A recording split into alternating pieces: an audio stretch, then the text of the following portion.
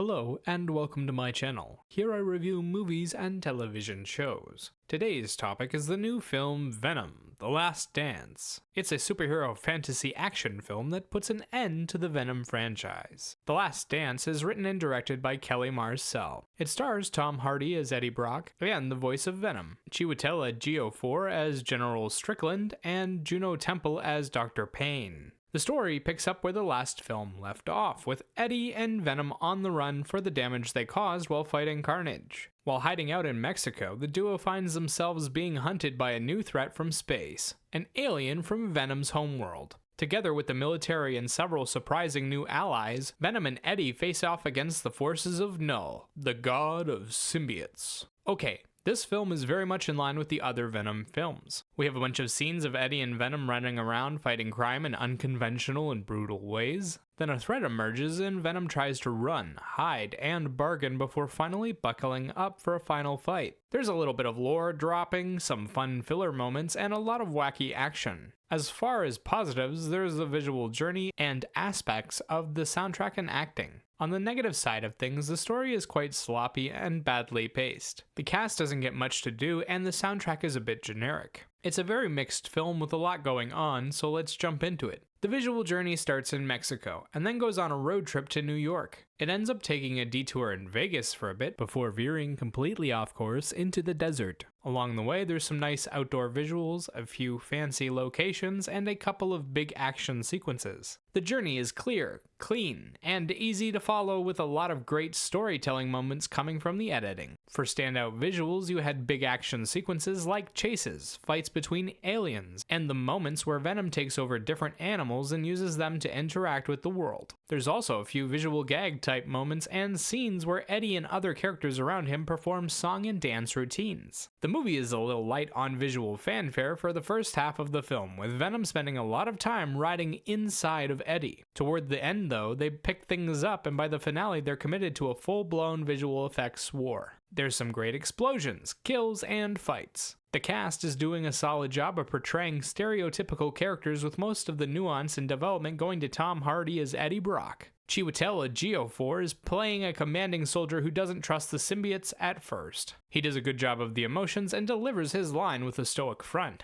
Juno Temple plays a scientist at Area 51 who appears a bit cold, but has a warmer center. She's there to explain things and ask the questions, and does her best to play the quirky scientist role. Temple is kind of funny and keeps things interesting. Tom Hardy's Eddie Brock and Venom routine is the usual good cop, murderous cop bit. Hardy does a good job of keeping things light and entertaining, but isn't given many real emotions to deal with until the latter half of the film. When the stakes get raised and he's asked to do big emotional scenes, we get quiet, subtle performances that the film doesn't spend long focusing on. It's a bit disappointing given the buildup of this being the last Venom movie. Sound-wise, the film makes use of original pop songs and instrumental tracks. The instrumental tracks are there to support the emotional journey and give it an epic sound. The original pop songs are there to support a few jokes and hype moments. Every so often, there's also a musical section with a bit of dancing and singing. There's short performances, one from Eddie Brock, another from Venom and Mrs. Chen, and a final sing-along happens on the road with the family who picks them up. Each one is a short piece that usually meshes well with the story and helps build up the characters' personalities. Aside from a couple standout moments, most of the music has a generic fantasy adventure sound to it, and isn't all that memorable.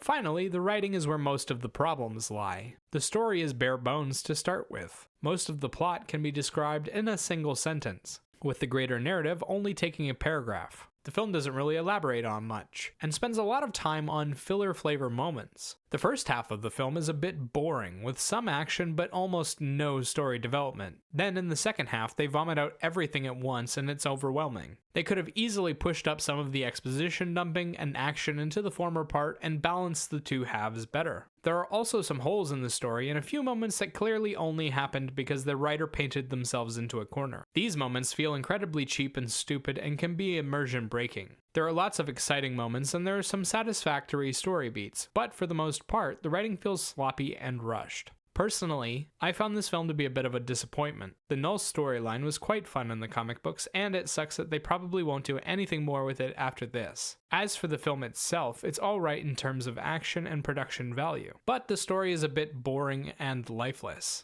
If you aren't already into the Venom franchise, there's not much reason to watch this as it's heavily reliant on knowledge from the previous films to enjoy. It's also not a great addition to the franchise. The first and second films had much more impact in their stories. As for a rating, I'd give this film a 4 out of 10. Remember, these are just my thoughts. Let me know what you think in the comments below. Bye bye!